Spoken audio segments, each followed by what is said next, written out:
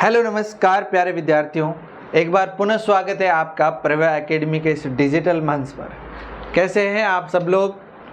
उम्मीद करता हूं कि आप सब लोग स्वस्थ होंगे और मस्त होंगे और धुआंधार पढ़ाई कर रहे होंगे। दोस्तों, जैसा कि आपको पता है, हम इस समय पढ़ते हैं आप सबका फेवरेट सब्जेक्ट साइंस, और साइंस में हम पढ़ रहे हैं कक्षा 10 की विज्ञान का चौथा चैप्टर, यानी कि कार्बन और उसके रासायनिक यौगिक। कार्बन और उनके रासायनिक यौगिकों के बारे में हमने काफ़ी सारी जो महत्वपूर्ण बातें थी वो हम लोगों ने कर ली थी।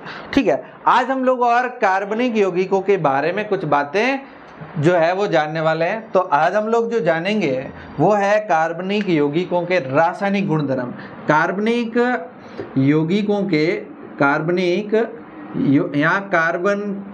के यौगिकों के रासायनिक गुणधर्म। कार्बन के यौगिकों के रासायनिक गुणधर्म आज हम लोग जानने वाले। रासायनिक गुणधर्म क्या होते हैं?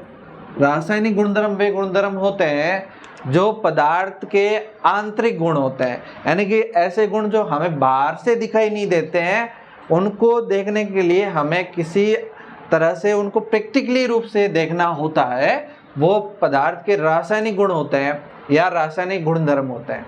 और जो भौतिक गुणधर्म होते हैं वो क्या होते हैं? वो पदार्थ को अपन बाहर से देख के पता लगा सकते हैं, वो होते हैं भौतिक गुणधर्म। जैसे अपन देखें कि पदार्थ का रंग जो दिख रहा है वो सफ़ेद है, तो हम कह सकते हैं कि ये पदार्थ का भौतिक गुण होता है रंग, है ना। अपन देख सकते हैं कि इसकी लंबाई ये है, तो ये बाहर से पता कर सकते हैं, तो ये आपका भौतिक गुणधर्म होता है। तो अगर अपन बात करें कार्बन के यौगिकों की जो रासायनिक गुणधर्म है, उसमें सबसे पहले अपन बात करते हैं दहन की। हमने धातुओं में भी उनके गुणधर्म पढ़े, रासायनिक गुणधर्म, तो उसमें भी अपने सबसे पहले पढ़ा दहन। अच्छा, दहन का मतलब क्या होता है? दहन का मतलब होता है जलाना। दहन का मतलब होता है जलाना। अच्छा, एक बात आपको मैंने पहले भी बताई थी कि दहन जब होता है तो उसकी क्रिया हमेशा किसके साथ होती है? ऑक्सीजन के साथ होती है। क्यों? क्योंकि हमने पहले ही देखा था किसी भी वस्तु को जलाने के लिए सबसे ज़रूरी जो गैस होती है वो ऑक्सीजन होती है। और अगर उस आग को हमें बुझाना है तो हमारे को क्या चाहिएगा? CO2। ठीक है ना। तो दहन का मतलब ये है कि हमें उसकी क्रिया किसके साथ करवानी है? आपकी ऑक्सीजन के साथ। चलो भाई, अपन बात करते हैं सबसे पहले सीधी कार्बन की बात करते हैं। तो कार्बन का जब हम क्या कराएं? दहन कराएं। कार्बन का दहन मतलब इसकी किसके साथ रिएक्शन करवाएं? O2 के साथ, ऑक्सीजन के साथ रिएक्शन करवाएं तो क्या बनता है? दहन। या इसको दहन यानी कि गर्म कर रहे हैं या दहन। अगर हम कार्बन का दहन करते हैं यानी कि इसकी अभिक्रिया ऑक्सीजन के साथ करवाते हैं तो आपका क्या बनता है? CO2 बनता है। क्या बनता है? CO2, carbon dioxide gas. इसके अलावा आपका उष्मा निकलती है, बहुत सारी क्या निकलती है? उष्मा। और क्या बनता है? प्रकाश बनता है। प्रकाश यानी कि अगर आप इनको जलाओगे तो प्रकाश भी उत्पन्न होगा, अज्वाला भी होता है। तो ये सिंपल सी बात ये है, जब हम कार्बन या कार्बन के यौगिकों को जलाते हैं तो हमारे को एक CO2 गैस मिलेगी और एक उष्मा मिलेगी और एक हमें प्रकाश मिलेगा। तो ये बात आप लोगों को समझ में आ गई होगी कि कार्बन को जब भी अपन जलाया जाता है तो अपन उसकी रिएक्शन जो है या कार्बन के किसी भी यौगिक या किसी को भी जब जलाते हैं तो उसकी अभिक्रिया जो है वो ऑक्सीजन के साथ करवाई जाती है। तो अगर अपन कार्बन की बात कर रहे हैं तो इनका दहन होता है तो CO2 गैस निकलती है, उष्मा निकलती है और प्रकाश उत्पन्न होता है। ये बात आप लोगों को समझ में आ गई। अगर हम मान लो कोई और, इसलिए ये देखो उष्मा निकल रही है और इसका प्रकाश निकल रहा है, इसलिए इसका जो उपयोग है ज़्यादातर ईंधन के रूप में होता है। इसका उपयोग किसके रूप में होता है? ईंधन के रूप में अधिकतर इसका उपयोग होता है। ठीक है ना। चलो एक नेक्स्ट अभिक्रिया और लेते हैं। मान लो ये आपकी CH4 है। CH4 का मतलब मेथेन। अगर हम लोग मेथेन की रिएक्शन करवाते हैं ऑक्सीजन के साथ, यानी कि मेथेन का दहन करवाते हैं तो क्या बनता है? तो आपका क्या बनता है? तो दहन करवाते हैं तो क्या बनता है? देखो, मेथेन का जब आप दहन करवाएंगे तो ये चीजें तो बनेगी CO2 प्लस उष्मा प्लस प्रकाश ये तो बनेगा ही बनेगा, लेकिन साथ में आपका H2O यानी कि जल भी बनता है, तो साथ में आपका क्या बन जाता है, जल। सिंपल कहानी यह है, जब आप कार्बन का दहन करते हैं तो क्या मिलता है आपको, CO2 गैस और आपकी उष्मा और आपका प्रकाश। लेकिन अगर आप मेथेन का दहन करते हैं तो ये तो मिलता ही है, साथ में आपको जल भी उत्पन्न हो जाता है, यानी कि जैसे ही मेथेन पूरा जल के खत्म होगा और उसके साथ ही आपको जल भी मिल जाएगा, ठीक है ना। चलिए भाई, अगर एक और अपन लेते हैं CH3CH2OH, ये क्या है, एथेनॉल। अगर हम लोग इसका दहन करते हैं यानी कि ऑक्सीजन के साथ रिएक्शन करवाते हैं तो भी यही बनता है, क्या बनता है, CO2 बनेगी, उष्मा बनेगी और आपका प्रकाश बनेगा और आपका क्या बनेगा, H2O यानी कि जल बनेगा। यानी कि अगर आप एथेनॉल को अगर आप जलाते हैं तो भी आपका यही बनता है, यानी कि कार्बन के यौगिकों को जब भी आप जलाएंगे या उनका दहन कराएंगे तो CO2 गैस, उष्मा और प्रकाश उत्पन्न होता है। लेकिन जब अपन मेथेन या एथेनॉल इनको जलाते हैं तो आपका जल भी उत्पन्न होता है। ये बात आप लोगों को समझनी है, ठीक है ना। अच्छा देखो, हमारे पास जो हाइड्रोकार्बन है, सामान्यतः कार्बन में अपन क्या देख रहे हैं, इनके ज्यादातर यौगिक जो है वो हाइड्रोकार्बन है। तो हाइड्रोकार्बन थे वो, हमारे पास हाइड्रोकार्बन दो टाइप के थे। एक तो आपका संतृप्त हाइड्रोकार्बन था, एक तो आपका क्या था, संतृप्त हाइड्रोकार्बन, और एक आपका था वो था असंतृप्त हाइड्रोकार्बन, असंतृप्त हाइड्रोकार्बन और यहाँ आपका संतृप्त हाइड्रोकार्बन। इनकी कहानी यह है, अगर आप संतृप्त हाइड्रोकार्बन को जलाते हैं और अगर आप असंतृप्त हाइड्रोकार्बन, देखो पहली बात तो आप ये समझो संतृप्त हाइड्रोकार्बन होते क्या है। जब हम पार्ट के शुरू में ही पढ़ रहे थे, संतृप्त हाइड्रोकार्बन वे हाइड्रोकार्बन होते हैं जिनमें सिंगल बॉन्ड होता है, जिनमें कार्बन और कार्बन के बीच सिंगल बॉन्ड होता है। लेकिन असंतृप्त वे हाइड्रोकार्बन होते हैं जिनमें डबल बॉन्ड हो या कम से कम एक, कार्बन और कार्बन के बीच कम से कम एक डबल बॉन्ड हो या एक आपका ट्रिपल बॉन्ड हो। वो आपका ट्रिपल बॉन्ड का मतलब त्रियाबंध, द्वियाबंध, एकल बंध, ठीक है ना। ये आपके असंतृप्त होते हैं। जब हम लोग संतृप्त हाइड्रोकार्बन को जलाते हैं तो ये स्वच्छ नीली ज्वाला के साथ जलते हैं।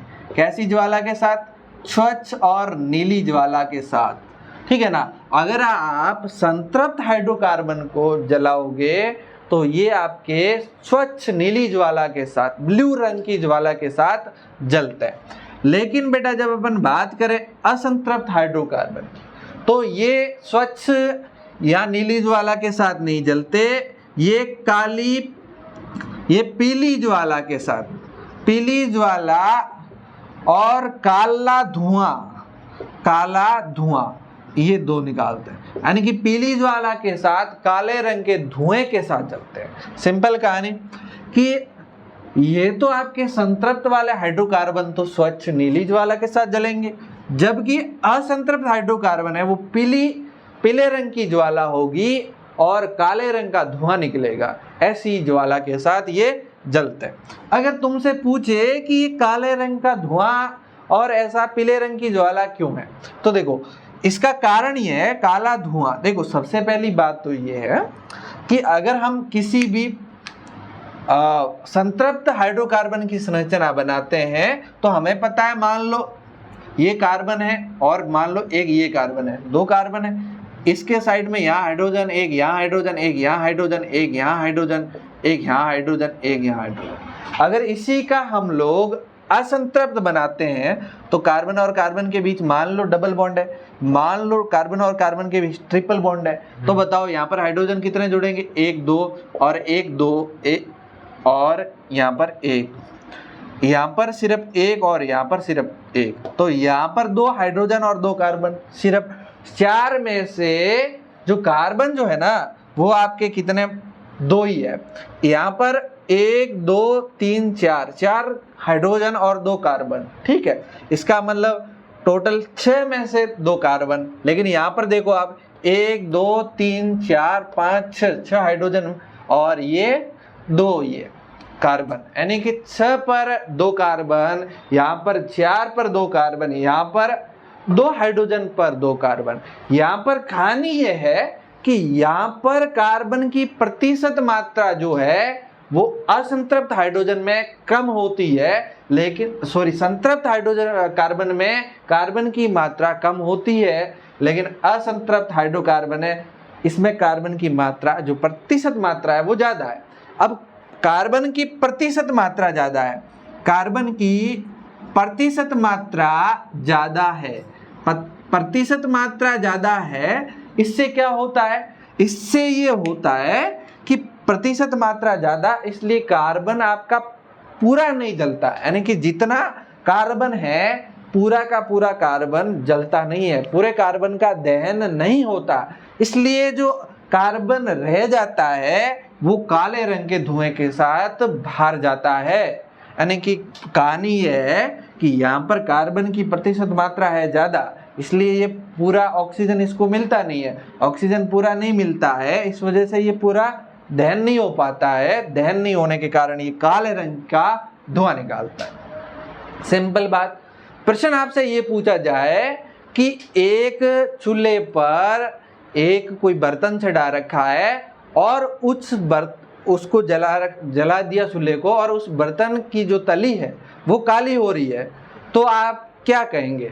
तो इस काली हो रही है इसका मतलब यह है कि कार्बन का पूर्ण दहन नहीं हो रहा है, पूरा जल नहीं रहा है कार्बन, इस वजह से कार्बन काले रंग के धुएं के साथ बाहर निकल रहा है और वो धुआं उस बर्तन की तली के चिपक जा रहा है। तो ये बात है, तो इसकी बात आपको समझ में आ गई, ये कहानी ये है। तो संतृप्त और असंतृप्त हाइड्रोकार्बन आप लोगों को समझ में आ गए होंगे, ठीक है ना। चलो भाई, अगर नेक्स्ट अपन बात करते हैं जो कोयला होता है, कोयला भी आपका क्या है, कोयला तो आपका सीधा सीधा कार्बन होता है, कोयला तो आपका सीधा सीधा क्या होता है, कार्बन होता है, कोयला तो आपका सीधा सीधा क्या है, कार्बन है। कोयला और पेट्रोलियम क्या है, पेट्रोलियम आपका हाइड्रोकार्बन है, तो कोयला तो आपका कार्बन है, और पेट्रोलियम क्या है, कोयला तो सीधा मैंने बताया था कोयला क्या है, कार्बन का ही तो अपर रूप है, यानी कि सी है। दूसरी बात पेट्रोलियम, पेट्रोलियम क्या है, पेट्रोलियम तो आपका हाइड्रोकार्बन है, पेट्रोलियम क्या है, हाइड्रोकार्बन है, ठीक है ना। अच्छा, इनके अंदर नाइट्रोजन होता है, सल्फर होता है ना। जब हम जलाते हैं तो इनके अंदर क्या होता है, पेट्रोलियम या कोयले के अंदर नाइट्रोजन और सल्फर मौजूद होता है, और ये जब इसका दहन करवाते हैं कोयले या पेट्रोलियम का, तो ये नाइट्रोजन या सल्फर के बनते हैं ऑक्साइड, इनके क्या बनते हैं, ऑक्साइड बनते हैं बेटा। और ऑक्साइड जो होते हैं ना, ये बेटा ऑक्साइड पर्यावरण प्रदूषण उत्पन्न करते हैं, क्या करते हैं, पर्यावरण प्रदूषण उत्पन्न करते हैं। बेटा आपसे पूछा जाए कि पर्यावरण प्रदूषण क्यों हो रहा है, कोयला या पेट्रोलियम को जलाने से पर्यावरण प्रदूषण क्यों होता है, CO2 मेन कारण नहीं, क्या ये नाइट्रोजन और सल्फर के और नाइट्रोजन के जो ऑक्साइड बनते हैं वो पर्यावरण प्रदूषण के मेन कारण है। आई बात समझ में आप लोगों को, ये बात आप लोगों को समझनी चाहिए थी, ठीक है ना। चलो भाई, ये बात। अच्छा, एक बात और यहाँ पर आप समझो, जो कोयला होता है, कोयला बेटा बताओ, कोयला जो होता है उसका जब दहन करवाते हैं, इसको जलाते हैं, तो कौन से रंग की ज्वाला उत्पन्न होती है, बताओ भाई, कौन से रंग की ज्वाला उत्पन्न होती है, कमेंट करके बताओ भाई। मान लो, अच्छा जो हमने बात करी संतृप्त हाइड्रोकार्बन को जब अपन जला रहे थे तो कौन सी गैस उत्पन्न हो रही थी, कैसा ज्वाला के साथ जल रहा है, स्वच्छ नीली ज्वाला के साथ जल रहा है। और स्वच्छ नीली ज्वाला जो है वो कहाँ पर देखी आपने, अरे वो गैस वाला चूल्हा जब जलाते हैं ना, तो आप देखना ब्लू रंग का या नीले रंग की ज्वाला के साथ एकदम कोई धुआं नहीं जलता है, राइट। और जब आप घर की लकड़ियों को जलाते हो तो आपने देखा होगा, क्या देखा होगा कि वहां पर पीले रंग का जो आग जलती है, और पीले रंग की आग तो जलती है और काले रंग का धुआं निकलता है। इसलिए हमारे घर पे जो हम चूल्हे पर खाना बनाते हैं, जो लकड़ियों वाले चूल्हे पर खाना बनाते हैं, उन पर जितने भी बर्तन रखते हैं उनके नीचे से तली काली हो जाती है। क्यों हो रही है, क्योंकि जो लकड़ियां आप ला रहे हैं उसमें है कार्बन, और कार्बन का क्या होता है, अपूर्ण दहन, यानी कि पूरा दहन नहीं होता। सिंपल कहानी। चलो भाई आप बताओ मेरे को, कोयला कैसे रंग की ज्वाला के साथ जलता है, कमेंट करके बताओ। तब तक अपन बात करते हैं कोयला और पेट्रोलियम। कोयला और पेट्रोलियम उत्पन्न कैसे हुए, पेट्रोलियम उत्पन्न कैसे हुए। तो देखो बेटा, आज से हजारों वर्ष पहले, आज से हजारों वर्ष पहले मतलब बहुत सालों पहले क्या हुआ, धरती पर बहुत सारे क्या थे, पेड़ पौधे थे, बहुत सारे क्या थे, पेड़ पौधे थे, बहुत सारे क्या थे, पेड़ पौधे थे, ठीक है ना। और धरती क्या होगी, उलट पुलट हो गई। धरती क्या होगी बेटा, उलट पुलट हो गई। तो पेड़ पौधे धरती के नीचे क्या हो गए, दब गए। भाई धरती, पेड़ पौधे थे आज जैसे है ना, वैसे के वैसे पेड़ पौधे थे, और बेटा क्या हुआ, धरती दब गई। अब मतलब ऐसे धरती उलट पुलट हुई और पेड़ पौधे नीचे दब गए, पेड़ पौधे नीचे दब गए। इस वजह से क्या हुआ, पेड़ पौधे नीचे दब गए तो वहां पर क्या था, एक तो था उच्च दाब, एक तो क्या था, उच्च दाब, और दूसरा क्या था, उच्च तापमान, और क्या था, उच्च तापमान। इस वजह से जो पेड़ पौधे थे वो उच्च दाब और उच्च तापमान पर किस में बदल गए, कोयले में बदल गए, कोयला बन गया।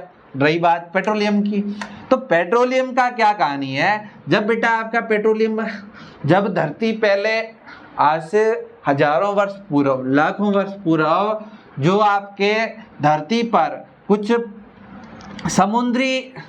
समुद्री जीव थे, समुद्री जीव थे, उसमें जीव जंतु और पेड़ पौधे, जीव जंतु और पेड़ पौधे थे, वो दबे तो वो उच्च ताप और उच्च दाब पर किसमें कन्वर्ट हुए बेटा, वो किसमें, पेट्रोलियम में कन्वर्ट हुए।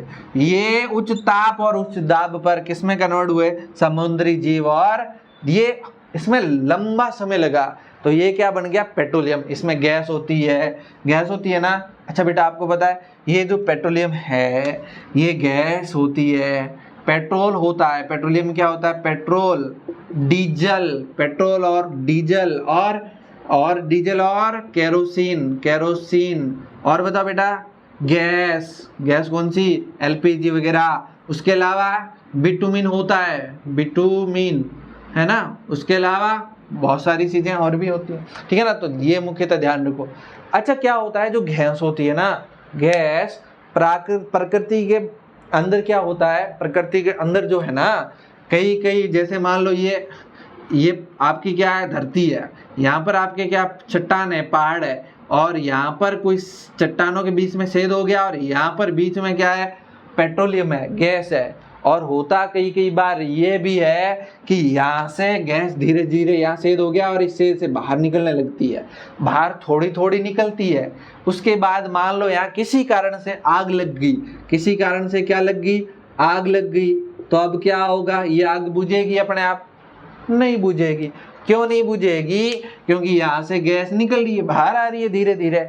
इसलिए कई कई चट्टानों के अंदर क्या होता है, आग जलती रहती है, आग जलती रहती है। अब लोगों को लगता है ये आग कैसे जल रही है, क्या होता है भाई, यहाँ से मान लो गैस निकल रही हो तो आग जलती रहेगी, आग जलती रहेगी तो बाकी वाले लोग बाका फाड़ के देखेंगे भाई क्या हो रहा है, कैसे आग जल रही है। तो इसके पीछे क्या कारण होता है, यहाँ चट्टानों के बीच में दरारें पड़ जाती है और वहां से गैस निकलना शुरू हो जाती है, ठीक है ना। चलो भाई ये बातें आप लोगों को समझ में आ गई।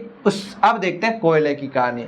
कोयला जो है ना वो ज्वाला के साथ नहीं जलता, ज्वाला का मतलब उसमें लपटें नहीं उठती, तो क्या होता है, ये ज्वाला के साथ बेटा नहीं जलता, तो कैसे जलता है, ये सामान्यतः लाल रंग से प्रज्वलित या उज्जवल होता है। आई बात समझ में है, यानी कि ये लाल रंग से उज्जवल होता है, लाल लाल ऐसे रेड रेड हो जाता है बस, और कुछ नहीं, ऐसे आग नहीं जलती।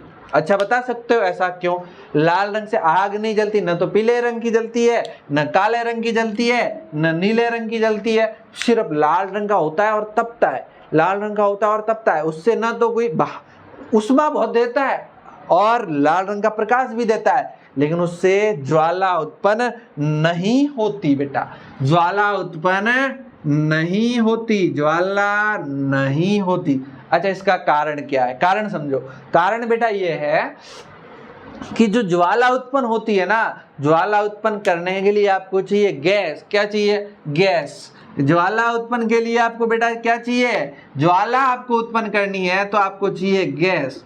क्या चाहिए? गैस। जो आपके सिलेंडर के अंदर गैस आती है ना, वो गैस होती है। इसी कारण तो स्टोव या जो चूल्हा होता है वहां पर आपकी ज्वाला उत्पन्न होती है। अच्छा, अब आप कहोगे सर लकड़ियों में तो गैस नहीं होती है, तो फिर लकड़ियां कैसे जलती है, उसमें ज्वाला कैसे उत्पन्न होती है? तो उसमें होती है गैस। उसमें गैस होती है ना, वही तो जलती है। उसके बाद जैसे ही कोयला बनता है, गैस खत्म हो जाती है, सारी गैस जल जाती है। उसके बाद कोयला जलता नहीं है, उज्जवल होता है, लाल रंग से प्रज्वलित होता है। आई बात समझ में? कोयला जो होता है वो, उसमें ज्वाला क्यों उत्पन्न नहीं होती? पूछे तो कहना कि ज्वाला उत्पन्न करने के लिए क्या चाहिए? गैस चाहिए। ठीक है ना? गैस में ही ज्वाला उत्पन्न होती है, तो उसमें ज्वाला उत्पन्न नहीं होती। अगर आप लोहे को जलाओगे तो लोहे में गैस नहीं है, तो वो क्या होगा? रेड हो जाएगा, तप जाएगा, लेकिन आग नहीं लगेगी बेटा उसमें। ठीक है ना? ये बातें आप लोगों को समझ में आ गई ना? नेक्स्ट और गुणधर्म है वो बेटा पढ़ेंगे अगली क्लास में। आज अपन इतना ही पढ़ रहे हैं। ठीक है ना? चलो भाई, मिलते हैं कल फिर इसी समय नए वीडियो के साथ, नई ऊर्जा के साथ। तब तक आप मस्त पढ़ाई करिए, ख्याल रखिए। Bye bye, take care, thank you very much. अपने दोस्तों के साथ वीडियो को शेयर कर दो, और पसंद आया हो तो लाइक कर दो, और कमेंट करके बताओ मजा आ रहा है कि नहीं आ रहा है। दोस्तों आपको पता है विज्ञान का सबसे बेहतरीन चैप्टर है, तो अपने सारे दोस्तों के साथ शेयर करो। और दोस्तों, जो संतृप्त और असंतृप्त ज्वाला जो है, उसके पीले या नीले रंग की जो ज्वाला जल रही है आपको, तो उसका एक प्रैक्टिकल का वीडियो भी हम डाल सकते हैं। ठीक है ना? तो कमेंट करके बताना कि डालना है या नहीं। ठीक है? कमेंट आएंगे तो जरूर डालेंगे। ठीक है? ध्यान रखिए, मस्त पढ़िए। Thank you very much.